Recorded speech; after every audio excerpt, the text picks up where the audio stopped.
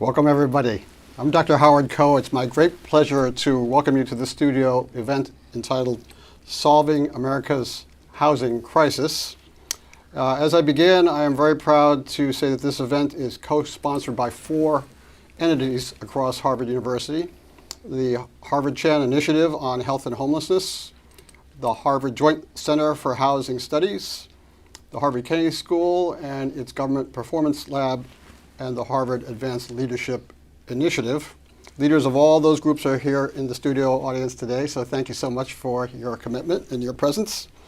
And we are absolutely delighted to interview today the HUD Secretary, the Housing and Urban Development Secretary under the Biden administration. Marcia Fudge is a very committed public servant. Her resume is long in terms of her commitment to the American people. She is a lawyer. She's the former mayor of Warrensville, Ohio. She is a former member of Congress from Ohio, elected in 2008 and then re-elected 6 times. Of course, she was the HUD Secretary in the Biden administration from 2021 to 2024. And currently, she's the Richard and Renee Menschel Senior Leadership Fellow at the Harvard Chan School of Public Health. So we're absolutely delighted to have her. Big round of applause for Marcia Fudge.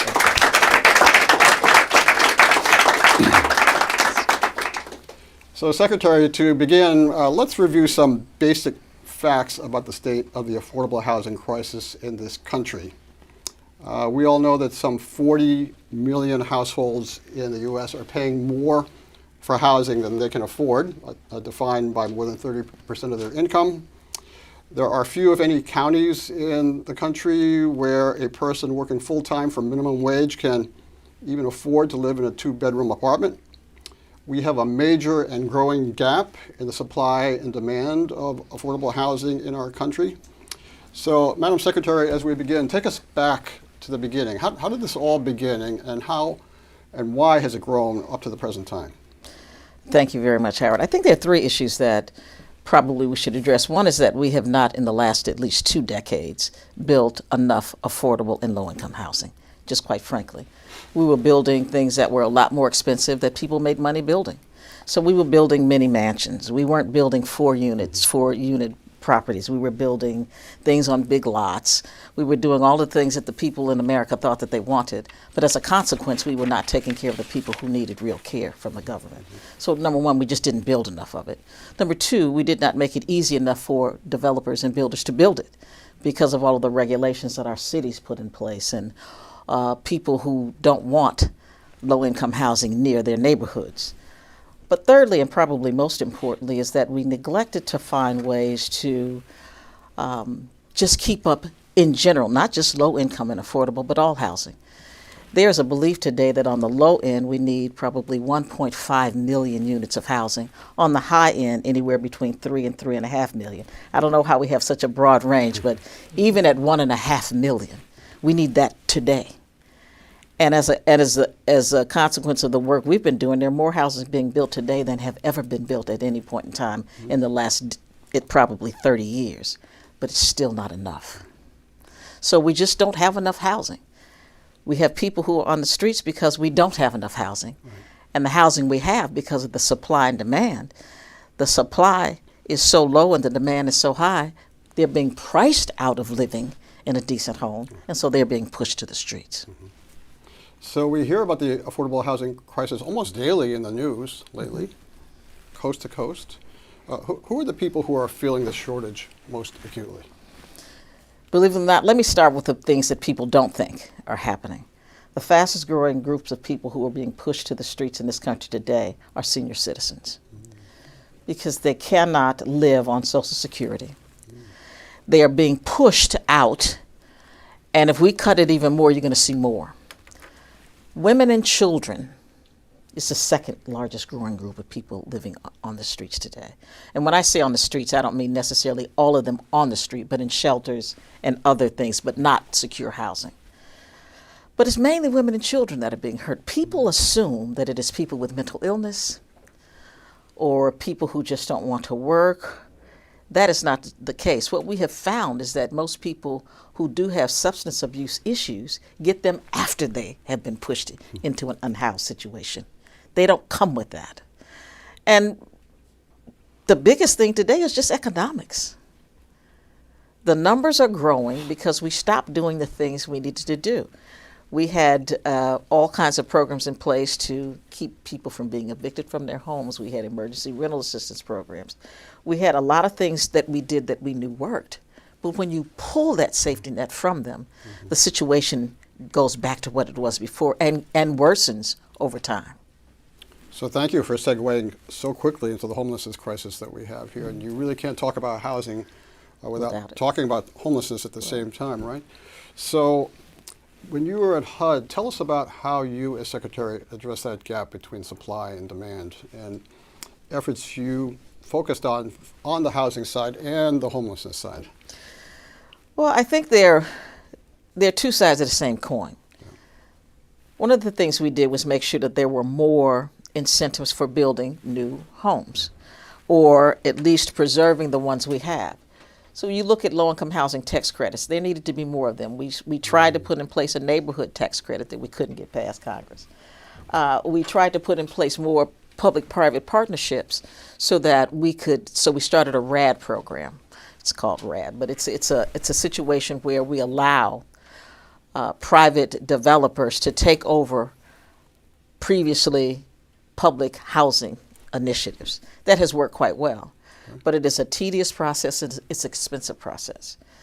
We have made it such that we have tried to incentivize local communities to look at their zoning laws, to look at their building regulations by giving resources to them to say, look, if you would take a good look at this and you really are serious about doing things in your neighborhood, then we will help you. But there are cities that are just doing it on their own. Savannah, Georgia, they started a tiny home community just to get veterans off the street. You look at other places that are buying hotels and motels and putting homeless in there just to get them off of the street and put them into a safe environment. People are doing different things. It's just not enough because the resources just aren't enough. But I would say to you that while I was Secretary of HUD, it was the first time in the history of this country that we actually dedicated resources solely to dealing with unhoused people in this country. Thank you for doing that. And I was very proud of that. Thank you for doing that. Thank you.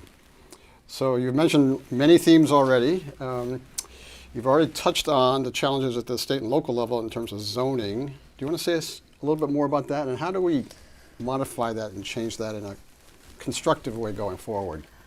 I'm going to be very honest with you, Howard. Even our most liberal friends and those who want to help, they don't want to help enough to have it next door to their house.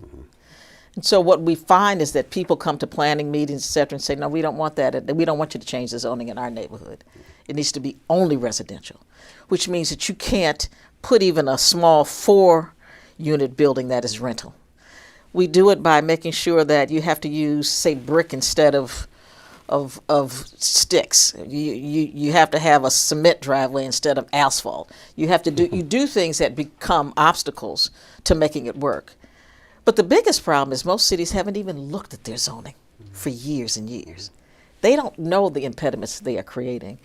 So we want them to take a look at it and make a serious effort to try to change it, because again, there is no place in this country where on minimum wage you can live in a 2-bedroom unit.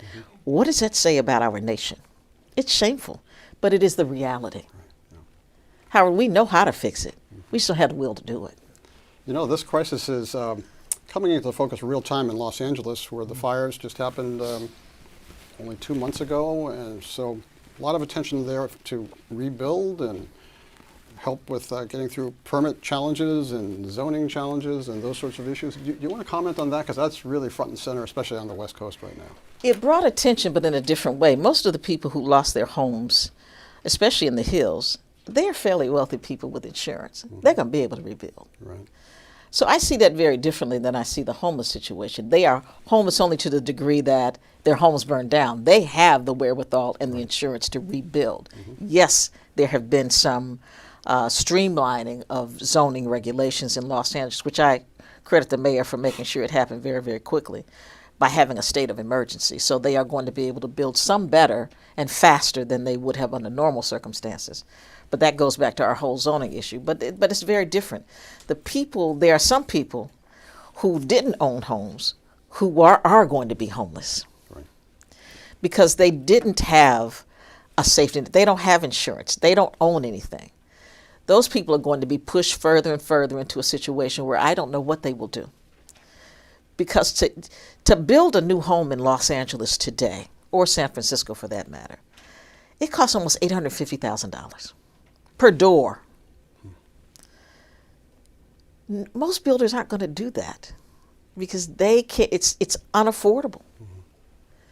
So the prices price them out, but more importantly, you don't have the builders to do it unless you've got money.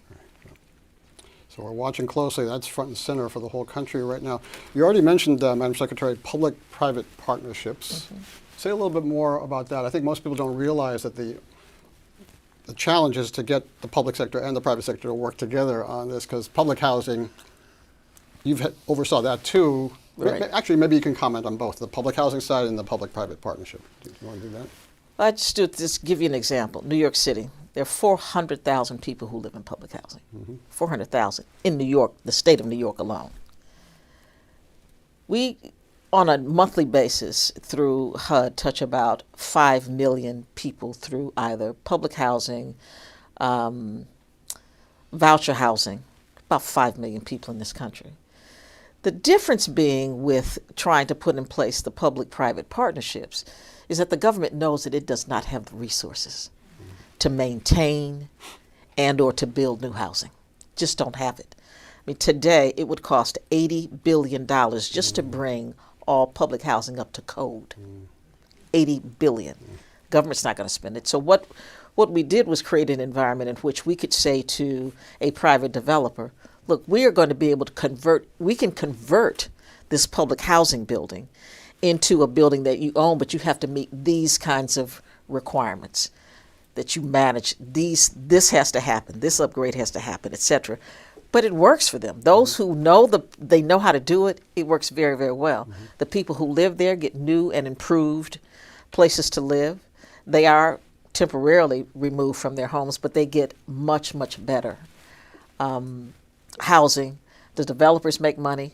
We give them the vouchers. It works all the way around because it could not be done without their resources and ours together. It just could not be done. So I'm really excited about the people who are doing these conversions, because what we have realized is, people think that people who are unhoused or poor or low income should not be treated with a certain amount of dignity and respect, which I believe that everyone should be treated with. And most of them, no matter how bad their housing is, it is their neighborhood. Mm-hmm. It is where their life is. It's where their church is, where their family is. So they want to live in that place. They just want it to be a better place. So with the RAD conversions, we are able to create new buildings, some brand new, but some rehab to a point where they're living really, really so much better. Mm-hmm. But they're in a place where they want to live. Right. Okay. Yeah. People say, why do you want to still live there? It's their home. Right. Very, very personal and emotional for people. It is. Yeah. So that sounds like progress. Are there other stories about success that you are proud to share in a venue like this? Oh, there are many of them. Because the one thing about this constant attention, it is making cities and city councils start to do things like pass bonds just to do new housing. It's making them stop and say, let's make sure. Well, another thing in LA, they started this for those who are unhoused. It's container housing. Mm-hmm. So they take all these big containers and they create 1-bedroom units out of them. Okay. It's a whole park full of them, but it gets them off the street. It gives them a shot at it. We have creative ideas everywhere, just not enough of them because the resources just aren't there to do it. We've got turnkey programs. We've got VASH veterans programs, which are very, very successful. It's not that we're not doing it. It's just not enough of it. And there's not a commitment on the part of our country to address it. We want to punish people who are unhoused or punish people who don't live in decent and safe housing. But what people fail to realize, which I know you do, Howard, your zip code is one of the number one social determinants of health in this country. That's right. It determines what kind of education you get, how long you live, the kind of job you will have. Because when you have housing that is in communities that don't have access to public transportation, access to health care, to even pharmacies, to a grocery store, you determine a person's outcomes early in life. What we are trying to do is say that it is not necessarily the purview of the government to determine where a person lives, but I think we do have an obligation to help them live in that place safely. So we do need to put things like, we don't need food deserts, which we have in most poor communities. They will say, oh, we don't want to put money here because it's just all one little community. What they don't want to do, and they won't say it, is they don't want to segregate poverty. And so when you segregate poverty, what you eventually do is put people in communities that you're going to walk away from. And that is what we do. So we put a few dollars here for somebody to rehab their house. And then we've done enough. We don't go in and take out all the lead that's poisoning these kids. We don't go in and do all the other things that we should do, that we know we should do. It's just a matter of Howard wanting to see it happen. But we punish people because we'll say, we won't give you housing if you're on drugs. Instead of saying, we're going to put you on housing so you can get off drugs. We look at everything from a punitive point of view instead of one that is actually destined to help somebody, if you get my drift. Yes. I think that we look at things backwards. We still do have a population of people in high places that believes that people who are struggling are undeserving of our time and our attention and our resources. And we've got to get beyond that. Oh, thank you for raising that. You know, people may not realize that the VA and HUD working together, and the U.S. Interagency Council on Homelessness, if I can say, have worked together to bring down veterans' homelessness by over 50% in the past decade, which is tremendous. There was tremendous bipartisan support for HUD and the VA working together. And the sentiment was that these are people who've sacrificed for our country. They deserve our support. That's tremendous. What you're already alluding to, Madam Secretary, is that the unspoken message is that others may not be as deserving. Do you want to say more about that dichotomy right now? Everybody wants to help a veteran. Yes, they serve their country, and I think that is something we can never thank them for enough for the service that they've given this nation. But they also look at them as worthy. People who have struggled most of their lives are not looked at as worthy. They are looked at as lazy, or they are looked at as they're not trying hard, or they really don't deserve the help because they don't help themselves, that kind of thing. So we have this mindset that people who are poor, and I use the word poor purposely because you never ever hear a politician say it. They never say it. They always talk about middle income. They always talk about working class. They never say poor because they refuse to admit that there are poor people in this country, and there are lots of them. And until we start to at least address that there are poor people here, we don't address the issue. And so I use it because I think it needs to be said. I don't know what they mean by working class people. I work every day. Are they talking about me? I really don't know what they mean.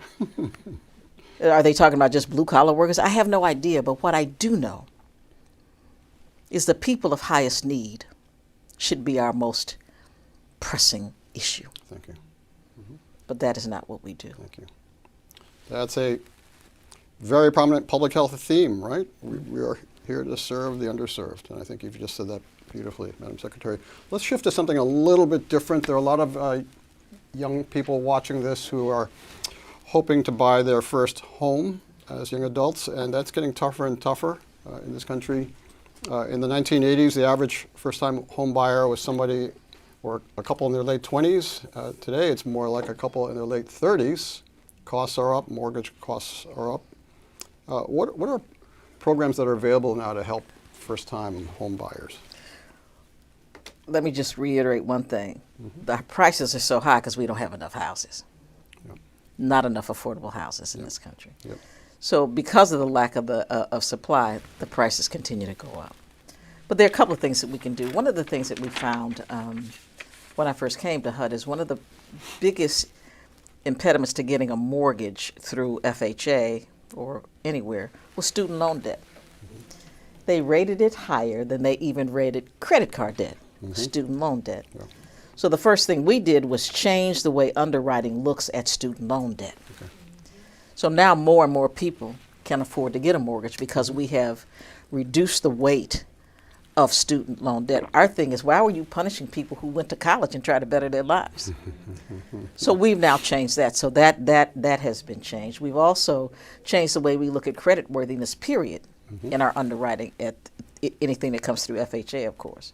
And we have impressed upon banks and other lending institutions that they need to do the same, and most have. Down payments are less, but the other thing is we have just made sure that every situation is treated as an individual situation. We don't punish a whole group of people anymore because of what their credit scores are. I think it's a lot easier today because of some of the things we've done to get a mortgage, to qualify for a mortgage. I was talking earlier about the mortgage insurance payment. People go through this whole process of buying a home. They get that sheet and they say, okay, my mortgage is $500 a month. And then all of a sudden they see down here, what's this other $100 for a month or $150? It's mortgage insurance. Then they don't tell you about it a lot of times until you get that sheet with all the numbers on it. And you say, I don't know how I'm going to get this other $100. I'm barely making the $500 a month. Yeah. But we've reduced mortgage insurance payments. And I'm really proud of that. And I mean, that took a lot of courage for us to do, but we did it. So we've done a lot of things to make it easier to purchase a home. We've got housing counselors all over the country, at least now, temporarily. They're closing our offices, but we do have housing counselors all over the country. We have people that can prepare you if you're interested in buying a home, give you all the steps, all the things you need to look for, so that when you are ready and you find that home, you're ready to go because we prepared you to do it. And that's happening all over the country as well. So we're doing a lot of good things. You mentioned FHA a couple times.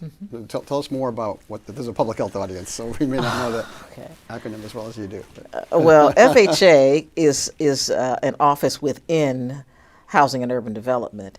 And it is an insurance, basically. We basically insure mortgages that tend to be on the low end for low-income people for the most part. But we do it for everybody. You know, anybody can get an FHA insured mortgage. But we have less restrictions. We take smaller down payments. And even though the interest rates sometimes are higher, over the long run, you fare very well by getting an FHA loan. We're basically an insurer of mortgages. Okay, that's great. That's great. So this is a whole area that needs desperately innovation. Can you comment on some promising practices? You mentioned the modular homes example, which we all find fascinating. There are others that come to mind? We have so many. I have become a big fan of manufactured homes. As I've seen some of the newer ones, they can be built very, very quickly. They are energy efficient. They are inexpensive, if you can say a house is inexpensive. But we have modular homes. We have 3D printed homes. Right. We have homes that you put together almost just like a puzzle. They ship all of the pieces in and just basically put them together. There are so many things that are happening on this market today. I mean, we've got people think about trailer homes, right? I would never think about living in a trailer. But today, what you see as trailer homes, they are so nice. But think about the fact that they can be built very, very quickly. They don't take a lot of land. They're fairly inexpensive, and it's easy to maintain them. I don't know if they'll continue it, but we did have a display of all kinds of new housing on the mall, on the National Mall every year, so people could see how far we've come with technology. It is fascinating. We have homes now for people where they're congregate houses, really. There is one place where they have meals and showers and all that, but each person just has a room. It's like pods. Some of this stuff is just fascinating. I just love looking at it.